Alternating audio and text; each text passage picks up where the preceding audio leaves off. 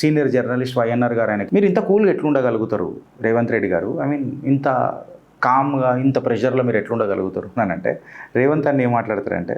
నా పని నాకు చేసుకున్నాడు తెలుసు, నేను ఈ అడ్డమైన పంచాయతీలలో పెద్దగా ఓను, ఆడేమనుకుంటుండే ఈడేమనుకుంటుండే ఎవడన్నా ఏమన్నా అనుకొని సావని మనకు సంబంధం లేదు, నా పని నేను చూసుకుంటా, నా పని నేను చేస్తా, ఈ రాష్ట్రానికి ముఖ్యమంత్రి నాకు అది తెలుసు, ఈ 5 సంవత్సరాల పాటే కాకుండా వచ్చే 10 సంవత్సరాలకు కూడా నేను ముఖ్యమంత్రిని అని ఒక నరేటివ్ ఆయన తెలంగాణ ప్రజలకు క్లియర్ కట్గా చూపించింది. ఇంకొక ముచ్చట ఏముండేనంటే, ఇంత కట్టి కాన్ఫిడెన్స్గా మీరు ఎట్లా చెప్తున్నారు అని చెప్పి మీరు మాట్లాడితే, నేను జెడ్పీటీసీ అయితా అని చెప్పిన, అయిననా లేదా, నేను ఎమ్మెల్సీ అయితా అని చెప్పిన, అయిననా లేదా, నేను ఎమ్మెల్యేని అయితా అని చెప్పిన, అయిననా లేదా, నేను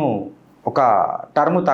తప్పిపోయినా నెక్స్ట్ టర్మ్లో మల్కాజ్గిరి అదే కాన్స్టిట్యుయెన్సీలో ఎంపీ అయితా అని చెప్పిన, అయిననా లేదా, తర్వాత తెలంగాణకు ముఖ్యమంత్రి జెడ్పీటీసీ ఉన్నోడు ముఖ్యమంత్రి ఎట్లయితాడని ఆనాడు చెప్పినా లేదా, ఈనాడు అయినా లేదా, తెలంగాణ వస్తే నేను ముఖ్యమంత్రి అయితా అని చెప్పి క్లియర్ కట్గా చెప్పినా లేదా. సో ఇప్పుడు అందుకనే చెప్తున్నా, 10 సంవత్సరాల పాటు 2034 వరకు